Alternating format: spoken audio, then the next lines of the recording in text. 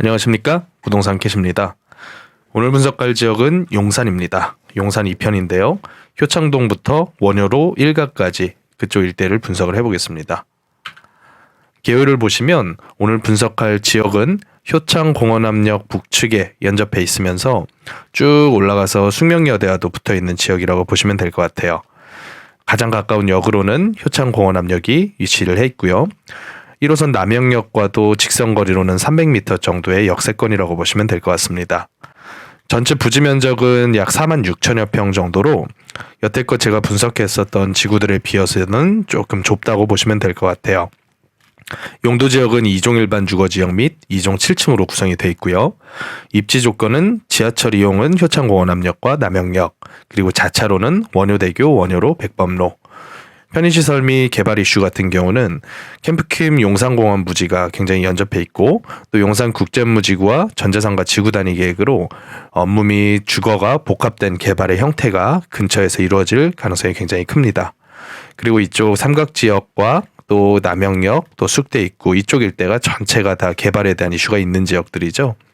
그래서 서울역까지 일대가 상당히 넓게 개발에 대한 이슈가 접해져 있는 지구라고 보시면 될 것 같습니다.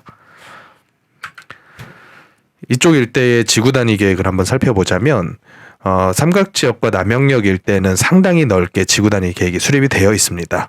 하지만 오늘 분석할 이 효창동 또 원효로 1가 일대는 지금은 지구 단위 계획이 거의 다 해제가 됐고요. 과거에 정비구역으로 진행이 되던 지구들도 현재는 남아있는 지구가 없습니다. 그래서 아직까지는 개발에 대한 정확한 방향성은 나와 있지는 않지만 최근에는 이쪽 일대에서도 여러 가지 개발에 대한 사업들이 추진이 되고 있으니까 제가 이따 천천히 소개를 시켜드리겠습니다. 이쪽 일대의 개요를 한번 보시면 제가 구역을 1구역부터 4구역까지 나름대로 쪼개봤는데 1구역 같은 경우는 이쪽 우측에서 보시다시피 상당히 개별적인 건축 행위가 많이 일어났죠. 그래서 보시면 아파트와 같은 형태, 또 다세대 및 연립 아니면 도시형 생활주택 상당히 많은 신축행위가 이루어낸 그런 지구라고 보시면 될 것 같습니다.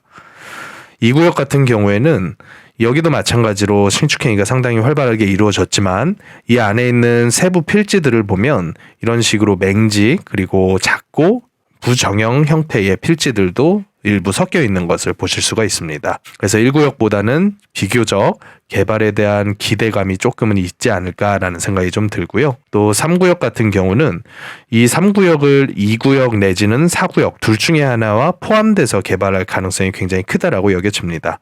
제가 이제 도로에 대한 기준을 두고서 별도의 구역으로 쪼개는 놨지만 어찌됐건 보다 넓은 범위의 개발 행위가 더 좋은 사업성을 가져다 주는 만큼 2구역, 4구역, 3구역이 통합으로 개발이 될 가능성도 있고 또 3구역이 길목을 차지하고 있는 만큼 2구역과 3구역 혹은 3구역과 4구역 이런 식으로 해서 개발 행위가 될 가능성도 있다고 보여집니다. 이 전면부에 있는 구역들은 제가 왜 구역에서 제외를 시켰냐면 성격이 조금 다릅니다.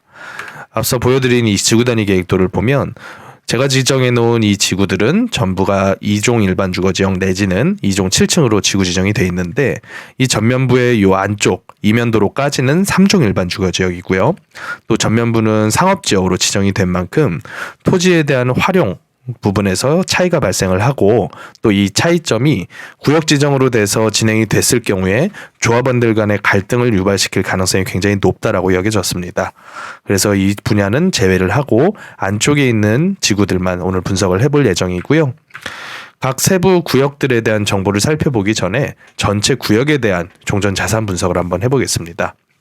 전체 건축물 수는 총 796개 동이 존재를 하고요. 평균적인 경관 연수는 약 32년 정도, 최소는 1년, 최대는 88년. 지난 편에 분석했었던 용문 신창동 일대가 38년 정도 평균 경관 연수를 드러냈었던 것과 비교를 하면 약간 짧은 수준이다라고 보시면 될 것 같습니다.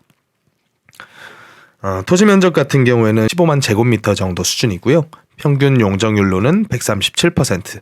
그리고 공동주택 조합원이 약 1,700여 명, 그리고 단독주택이 332명, 근생조합원 50명, 기타 조합원 211명 해서 총 2,314명 정도. 물론 이 조합원 같은 경우에도 추후에 토지라던가 아니면 불법 건축물 이런 형태의 조합원들이 얼마든지 추가가 될 가능성도 열려 있다고 보시면 될 것 같습니다. 구역별로 한번 살펴보겠습니다. 1구역 같은 경우는 위치를 다시 한번 보여드리자면 효창공원암역과 붙어 있으면서 숙대 앞에 이르는 넓은 구역입니다. 그래서 이쪽 일대는 건축물 수도 325개 굉장히 많고요. 대지 면적이 86,000제곱미터 정도. 평균 경관연수는 전체에 비해서는 많이 짧죠. 신축행위가 활발했었기 때문이고 또 그렇다 보니까 현재 용적률 수준도 꽤나 높은 수준을 보이고 있습니다. 그래서 공동주택 조합원의 비중이 상당히 높은 걸로 봐서는 여기 같은 경우는 현재 당장 개발 행위로서의 노후도 충족하기는 좀 쉽지 않아 보인다. 이렇게 보시면 될 것 같고요. 2구역을 한번 보겠습니다.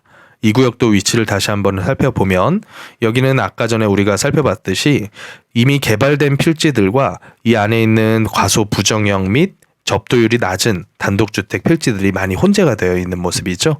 그래서 여기 같은 경우에는 용적률도 1구역에 비해서는 좀 낮은 편이고요. 경관연수는 조금 높은 편입니다. 그래서 공동주택 비중 역시도 1구역에 비해서는 상당히 낮은 것을 우리가 확인을 할 수가 있죠. 자, 3구역입니다. 3구역은 앞서 보여드린 것처럼 이 전면부, 그러니까 길목을 담당하고 있는 구역입니다. 그렇다 보니까 2구역 및 4구역과 통합 개발될 가능성이 크다라고 제가 앞서 말씀을 드렸죠. 그래서 이 3구역 같은 경우는 건축물 수가 약 44개 정도, 대지 면적은 5,000제곱미터 정도, 평균 경관연수 같은 경우에는 상당히 긴 편입니다. 그래서 용적률도 좀 낮은 편이고 전체 조합원 중에서 단독주택과 근생의 비중이 굉장히 높아요. 여기 같은 경우는 토지 활용도 자체가 상업적인 성격으로서 여태껏 개발이 되었기 때문이기도 하고 또 이 근생 쪽에 얘기가 활발했었던 지역인 이유도 있겠죠. 그래서 총 조합원 수는 56명 정도로 보여집니다. 마지막으로 4구역입니다. 4구역도 위치를 다시 한번 보여드리면 여기 같은 경우는 역과는 가장 거리가 먼 구역이긴 하지만 개발에 대한 가능성으로는 이쪽 일대가 가장 저는 합리적이라고 보여졌습니다. 그 이유는 조금 이따 다시 말씀을 드리겠고요. 건축물 수는 200개가 좀 넘는 수준이고 대지 면적은 약 10,000평 가까이 되는 수준이라고 보시면 될 것 같아요. 32,000제곱미터니까. 그리고 경관연수도 41년, 굉장히 높죠. 평균 용적률도 100% 내외로 좀 낮은 편이고요. 현재의 조합원에 대한 비중도 한번 우리가 살펴보면 공동주택과 단독주택의 비중이 적절히 잘 섞여 있으면서도 나머지 용도로서의 조합원도 존재를 하는 것으로 봐서는 이쪽 일대가 그래도 손을 좀 덜 탄 지구가 아닌가라는 생각이 좀 듭니다. 그렇다는 얘기는 현재처럼 정비구역이 지정되지 않은 상태에서는 언제든지 추가적인 개발이 가능할 여지도 남아있다고 보시면 될 것 같고요. 전반적인 가격 수준을 한번 보겠습니다. 이번에는 효창동과 원효로 일가에 대한 가격을 한번 볼 텐데 거래량 같은 경우에는 뭐 단독이 원체 거래가 좀 뜨문뜨문 일어나는 편이다 보니까 많지는 않지만 그래도 꾸준하게 거래가 되어 온 걸 우리가 확인을 할 수가 있습니다. 2019년도에는 어떤 거래 건수가 갑자기 이렇게 급등을 했는지는 모르겠지만 갑자기 한두 건의 거래가 굉장히 높은 가격에서 이루어진 걸 우리가 확인을 할 수가 있고 전반적인 추세선은 지금 약 평당 4,000에서 5,000 사이 정도 수준에서 왔다 갔다 한다고 보시면 될 것 같습니다. 최근 가격대를 다른 지역과 한번 비교를 해보면 송파구 일대 토지가와 상당히 비슷한 수준이라고 보시면 될 것 같아요. 연립다세대 실거래를 한번 보자면 지난 1년, 2년 동안에 굉장히 크게 급등을 한 걸 우리가 확인을 할 수가 있죠. 이 부분은 지금 개발이 진행이 살짝 추진되는 모습을 보이기 때문에 최근 들어서 쪼개기가 됐었던 많은 연립 다세대들이 가격이 많이 폭등한 상태입니다. 그래서 지분가로는 거의 8천만 원에 육박할 정도로 굉장히 큰 폭으로 상승을 했다고 보시면 될 것 같아요. 불과 한 2년 전, 1년 전의 가격대가 한 5천만 원 수준인 것과 비교를 했을 때는 거의 한 40% 가까이 올랐다고 보여지네요. 그렇다면 오늘 수익성 분석을 해볼 구역을 한번 우리가 설정을 해볼 텐데 전반적인 노후도와 현재의 용적률 수준을 감안을 했을 때는 4구역이 역세권에 가장 근접해 있지는 않겠지만 그래도 가능성이 가장 많아 보인다라고 요약을 할 수가 있겠는데 최근 이쪽 일대가 개발에 대한 이슈가 좀 많이 드러나고 있습니다. 그 중에 하나가 이 역세권 시프트 개발인데 이 시프트에 대해서 간단하게만 설명을 드리자면 시프트 같은 경우는 이런 식으로 면적이 크게 잡혀서 지금 진행이 되고 있거든요. 앞에 보이는 이 자료를 한번 보시자면 굉장히 크게 제가 나름대로 나눈 구역들을 다 포함을 해서 1구역만 제외를 하고 2구역, 3구역, 4구역 그리고 앞쪽에 있는 전면부의 상업지역 및 3종 일반 주거지역까지 전부 다 포함을 해서 지금 지구를 추진을 하고 있습니다. 그래서 지금 전체 세대수로는 거의 4,000세대 가까운 수준, 용적률은 시프트에 대한 상향 용적률을 적용을 받아서 500%에 달하는 용적률을 계획을 하고 추진을 하고 있단 말이죠. 그렇다면 이 시프트 사업이 뭐길래 이렇게 특혜를 주면서 용적률과 개발 밀도를 끌어올려 주느냐 한번 보면, 시프트 같은 경우는 전체가 분양으로 이루어지는 사업은 아닙니다. 시프트에 대해서 서울시에서 나온 자료를 한번 보자면 기존의 민간에서 임대하는 형태가 전체 세대의 64%, 그리고 특별임대 16%, 공공임대 20%, 즉 임대주택이 섞여서 개발이 진행이 되는 사업이거든요. 그런데 이 안에 사업성을 높여주기 위해서 SH공사에서 선매입해서 임대하는 형태, 그리고 민간에서 임대하는 형태, 이렇게 선매입형으로 사업이 추가가 됐고, 또 일부 분양하는 형태가 지금 활발하게 많이 추진이 되고 있습니다. 그래서 분양이 30% 정도, 나머지가 공공 및 민간으로 임대를 하는 형태. 그래서 이 사업적으로는 일반적인 아파트를 짓는 사업은 아니고 민간 및 공공에 대한 임대주택 비중을 상당히 많이 높인 사업이라고 보시면 될 것 같습니다.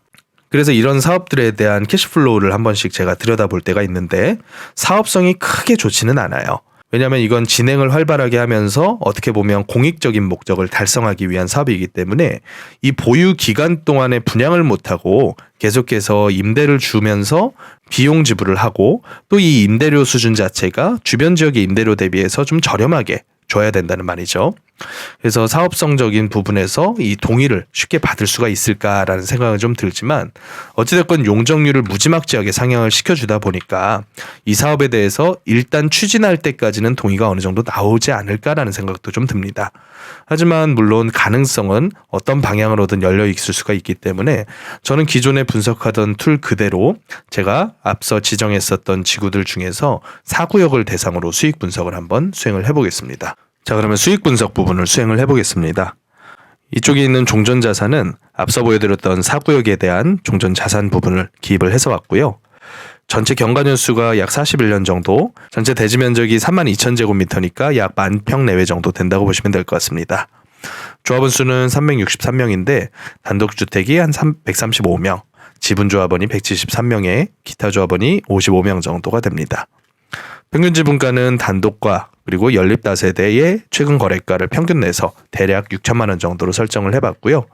이쪽에 보이시는 건축 설계 부분은 옆에 있는 효창 5구역 재개발이 입주 들어간 지가 몇 년 안 됐기 때문에 그 효창 5구역의 내용을 준용을 해서 용적률 건폐율을 적용을 해봤습니다. 그래서 결과적으로 총 건축 세대수가 663세대 정도 건축이 되는데, 여기는 평형 구성대는 40평대는 단독주택 조합원의 숫자에 맞춰서 세팅을 한 수치고요. 나머지는 가장 인기 많은 평형대들로 최대한 구성을 해봤습니다. 그래서 조합원 분양분을 제외한 일반 분양 세대수는 300세대 전후 정도가 되지 않을까라고 우리가 추정을 해볼 수가 있을 것 같은데요. 이 부분은 어떤 정도 가격으로 분양을 할까 보면 옆에 효창 5구역 재개발 현재 가격대 수준이 평당 4,500에서 5천만 원 내외 정도 하는 것으로 추정을 해서 그 아파트 가격의 약 85% 수준으로 일반 분양가 가격을 설정을 했고요. 또 조합원 분양가는 일반 분양가의 80% 수준으로 설정을 해봤습니다. 그래서 전체 사업에 대한 수지 분석 부분을 보면 비례율 같은 경우는 100%를 초과하는 정도 수준의 비례율이 나오고, 또 순이익으로는 플러스 되는 순이익이 계산이 됩니다. 하지만 이게 굉장히 많은 수치라고 보기는 좀 어렵고, 현재 가격이 어느 정도 많이 올라가 있는 수준이라는 것은 감안은 하고 우리가 접근을 해야 되지 않을까라고 생각을 해볼 수가 있을 것 같아요. 자, 다음으로는 개별 투자자 입장에서의 투자 수익 분석을 한번 수행을 해보겠습니다. 현재 나와 있는 매물이 공급 면적 약 11평, 전용 8평 정도, 그리고 지분으로는 5.23평 정도의 매물이 원룸 물건이 나와 있는데요. 이 물건이 기부 체납 후에 남게 되는 지분이 4.45평이라고 가정했을 때 신축되는 아파트가 용적률 245% 적용받은 33평을 분양 신청을 하게 되면 이 아파트에 필요한 대지 지분이 13.47평으로 계산이 됩니다. 그러면 지금 현재 내가 가지고 있는 지분과 비교를 했을 때는 한 9평 정도 수준의 추가적인 지분 매입 비용을 들여야 된다라고 해석을 하시면 될 것 같고요. 거기다가 건축비를 예상을 해서 전체 건축비와 지분 매입가를 더하게 되면 추후에 내게 될 추가 분담액을 대략적으로나마 계산을 하게 됩니다. 그리고 지금 현재 나와 있는 매물의 금액을 예상되는 추가 분담금과 더하게 되면 내가 이 물건을 통해서 신축 아파트를 받기 위한 총 투자 금액이 계산이 되게 되겠죠. 그 금액대가 지금 보시면 14억 5,448만 원 정도로 대략적으로 계산이 되더라고요. 그래서 이 부분을 준공 후 시세와 대략적으로 비교를 해서 수익 측정을 해봤더니 예를 들어서 10년 정도 후에 이 지역에 지어질 아파트의 시세가 약 20억이다 라고 감안을 했을 때는 투자 기간 대비한 수익률로는 3.8% 정도로 계산이 됩니다. 하나 추가로 말씀을 드리자면 최근 들어 댓글에서 이 준공 후 시세를 너무 보수적으로 보는 게 아니냐라는 의견들이 조금씩 나오시던데요. 저는 미리 말씀드리자면 이 부분에 대해서는 상당히 보수적으로 보는 게 맞습니다. 이 부분은 앞으로 몇 년 뒤가 될지 모르는 장기간 미래를 예상을 해야 되는 부분이기 때문에 개인마다 본인이 가지고 있는 그 인사이트가 상당히 많이 개입이 된다고 보실 수가 있을 것 같아요. 근데 잘 아시다시피 최근에 이 주택 가격에 대한 상당히 혼란스러운 장기간 동안 연출이 되고 있고 또 이 부분이 최근 대출 중단 사태와 더불어서 흔들리는 모양새를 많이 보이고 있기 때문에 최대한 현재 시세와 비슷하지만 약간 높은 수준에서만 제가 가격을 세팅을 하고 있다는 점 양해를 해주시기 바라겠습니다. 자, 마지막으로 용산 2편에 대한 결론입니다. 오늘 분석한 효창동 원효로 1가 일대는 상당히 많은 부지 면적의 신축행위가 활발한 지구입니다. 그렇기 때문에 세부 구역별로 세부적으로 들여다볼 필요가 있는 지구라고 여겨지고요. 또 용산 내에 저밀도 지구라는 특수성이 있기 때문에 최근 공공재개발 아니면 3080 플러스 복합개발 그리고 최근에는 서울시의 신속통합기획이라는 아주 많은 사업에 대한 방식들이 이 저밀도 지구의 가격을 상승시키고 있는 추세거든요. 거기다가 이제 용산이라는 특수성까지 같이 있기 때문에 상당히 수혜는 받을 것으로 기대는 되지만 현재 지분가가 어느 정도 수준이냐면 송파를 넘어서서 서초 강남에 근접할 정도 수준까지 됐다라고 보여집니다. 그래서 용적률 상향 및 사업 추진 시동 같은 호재를 보시고서 지금 가격에서 접근하는 것은 솔직한 얘기로 바람직하지 않아 보인다. 라고 제 의견을 말씀을 드리고요.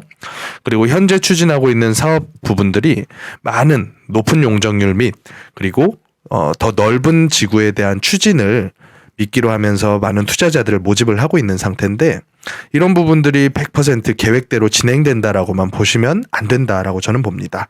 과거 우리가 경험을 했었던 것처럼 한 번의 위기가 오게 되면 상당히 많은 개발 계획들이 통째로 백지화가 되는 것을 우리가 많이 봤었죠. 그렇기 때문에 지금 현재 수준은 8년여 가량 가격이 상승해 온 와중에 형성된 가격이라는 점 항상 명심을 하시면서 지금은 조금 보수적인 입장을 견지하실 필요가 있어 보인다. 자, 여기까지 용산 2편에 대한 결론을 맞춰보겠습니다.